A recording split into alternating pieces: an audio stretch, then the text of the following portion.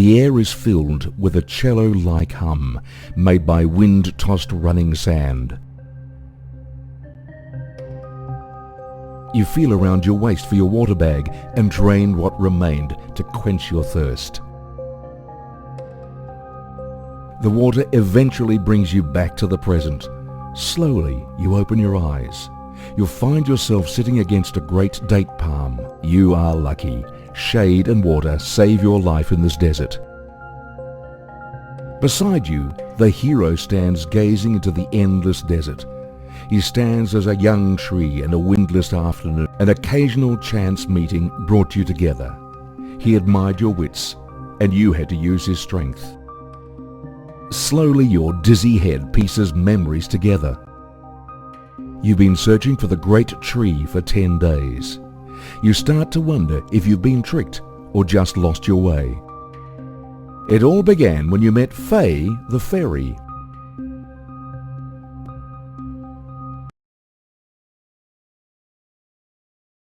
In the early morning, the lingering warmth of the bonfire gradually subsided.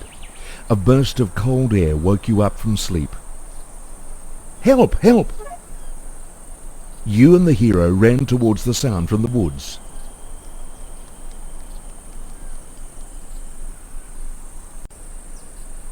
Following the cries for help, you saw a fairy trapped in a ring of wood elves. One of the elves saw you. It turned around and watched you guardedly. Its eyes were full of curiosity, but not much kindness. You decided to help the fairy.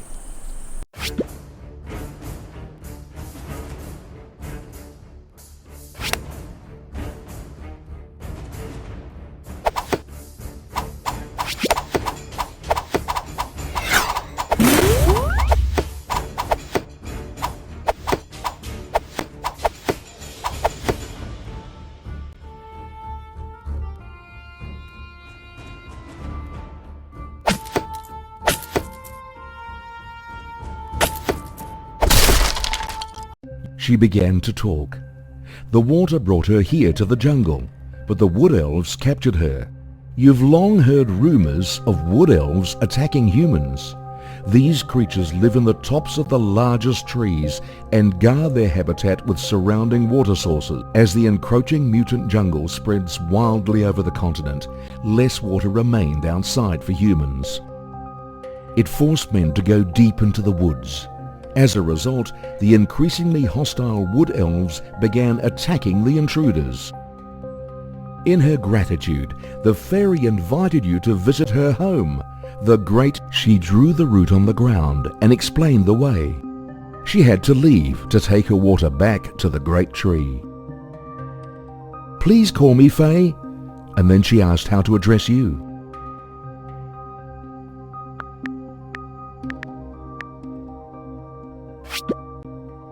Faye nodded. She muttered your name again and departed. It's now the 3rd day since you journeyed from the oasis. The two of you walk along a dune, with hope growing ever fainter. You're just about to propose going back when things take a new turn. Some distance away, a towering tree looms straight up. With the hero's help, you scramble and climb to the top of the tree.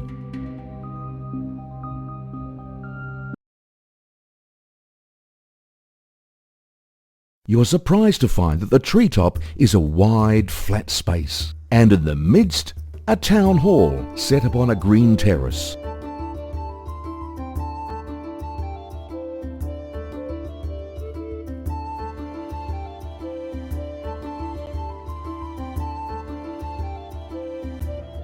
Suddenly there's a clear voice calling your name.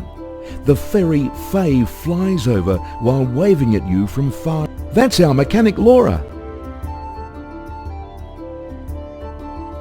Looking in the direction Faye points out, you see a worker girl sitting silently in the doorway. You greet her. She lifts her eyes briefly and just glances at you. Awkwardly, you gesture at the fairy. Laura isn't good at talking, but few people have mastered the craft of construction on this continent like she has. giggles Faye. That crystal driller was built while you two were busy crossing the desert. At last, she asks you to become the master of the great tree. There will be many grave perils before you, but following your heart, you seem to make up. You and the companion sit on the ground and chat in a cheerful mood. Suddenly, a company of wood elves climbs up from the far edge. They must have followed your trail here. The hero strides a step forward, but feels suddenly the hands of Faye clutching his sleeve. There are too many of them, Faye suggests, building a pump arch tower.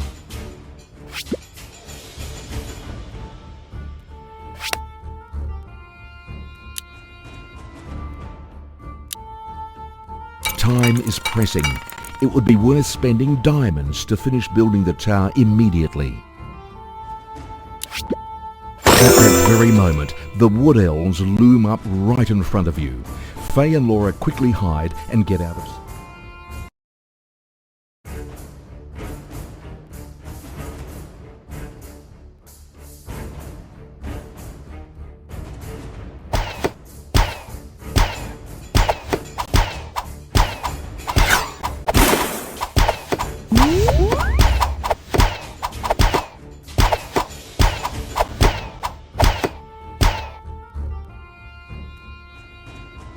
The fairy slowly flies out and clasps her hands together.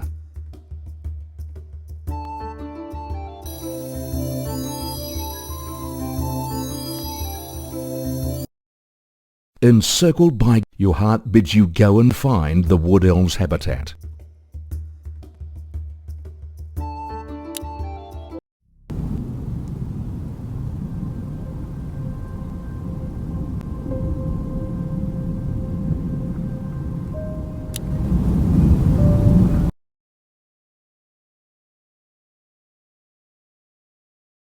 While you're observing Wood Elm's lair,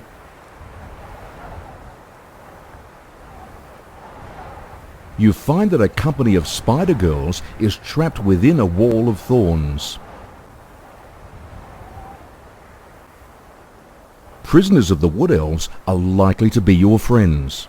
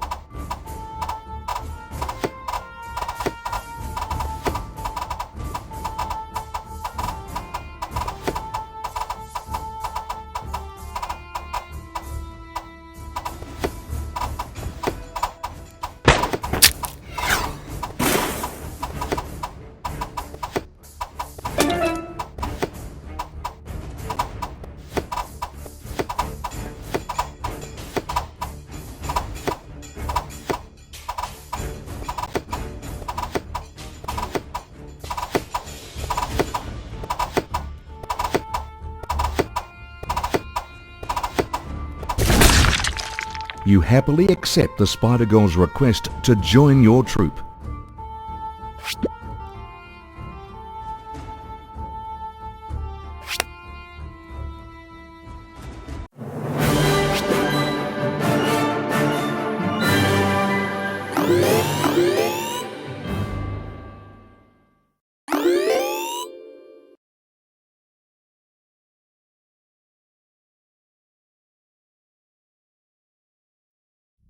So ends the raid. You try not to draw other things out and silently depart. Faye flies around like a swift stream on being told the news of the Spider Girls. They would be a strength indeed to us. says she with a gleam in her eyes. Sir, says a soft voice from behind. You turn around and see a spider girl standing respectfully. You look at your new companion in amazement, for you can hardly imagine such a tender girl slaying enemies on the battlefield. She bows and thanks you again. It seems that a cloud of pain passes over. We hope you could lead us to Montsilk. At last she speaks. You wish her to tell more fully of their errand, but there are rumours that on Montsilk lives a giant black widow, whispers the fairy. In hope for peace, every year a geisha costumed girl would be delivered to this mountain. It's said that spider girls are their descendants.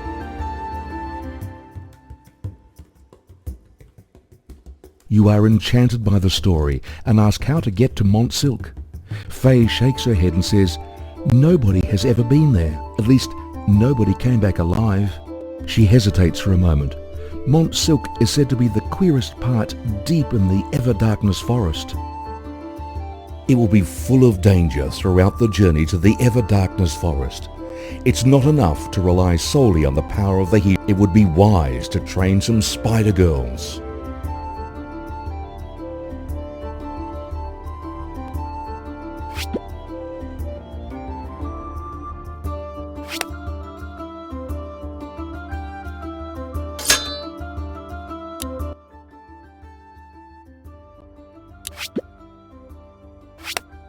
Yosh.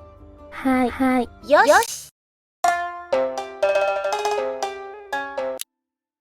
はい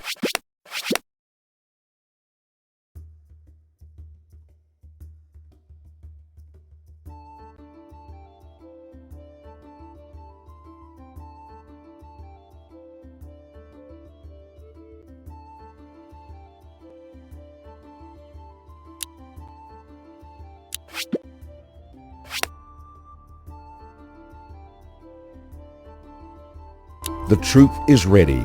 You decide to start on your way.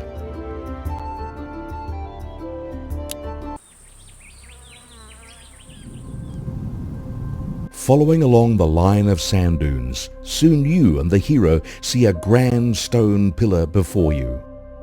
The fairy seems to read your mind and says that it is the lighthouse.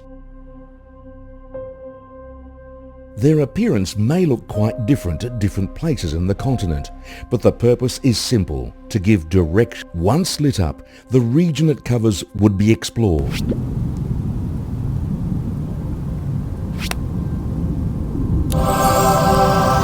At the moment of turning on the lighthouse light, the forest looms up straight before you. You come at length to the place of the old wood forest. On the edge of it, you see many burned spots. A holy war happened here a long time ago, says the fairy. To stop the mutant jungle spreading, humans made a fire in a long strip. It lasted for 7 days. After that, the trees are thick and tangled like a natural barrier. Even the beams of light from the lighthouse vanish within a few meters. Your troop plough into the forest and crash through trees. Suddenly, an arrow comes whistling out of the shadows.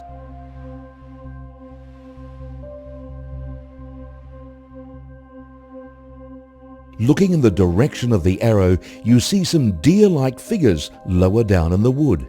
Enmity is in their eyes.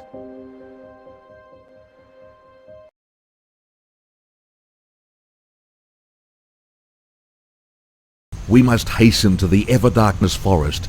Please let us pass through, you cry. Kavala Sidika, the forest doesn't welcome visitors, says one of them, bending her bow and fitting an arrow. They would not listen to you. A fight seems unavoidable. If a foe is shooting at you behind an obstacle, try destroying the shield first.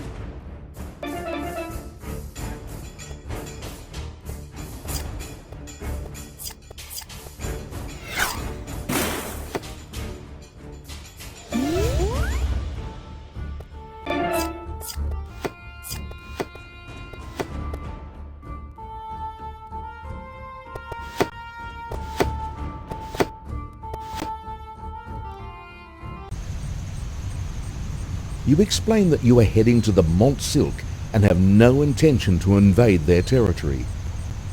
"We're ready to battle the Black Widow Spider," said Faye the Fairy.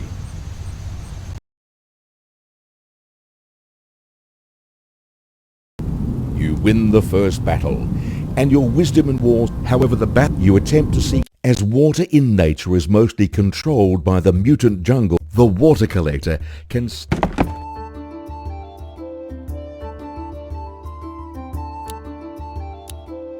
The fairy suggests that would be a wise long-term investment. Keeping precious water in reserve is essential.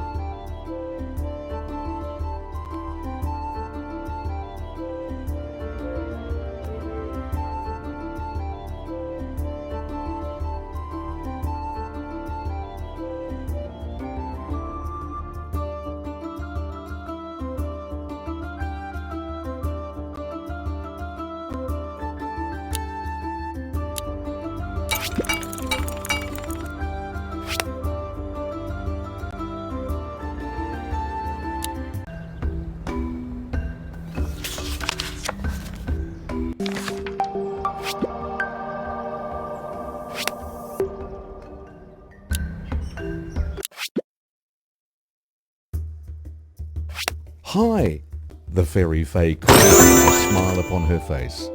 "I still have some diamonds left, which certainly can help you develop our... But I can't give them to you for free. You have to finish some tasks to get these diamonds as a reward." Faye clears her throat and continues. "I'm doing this for your good.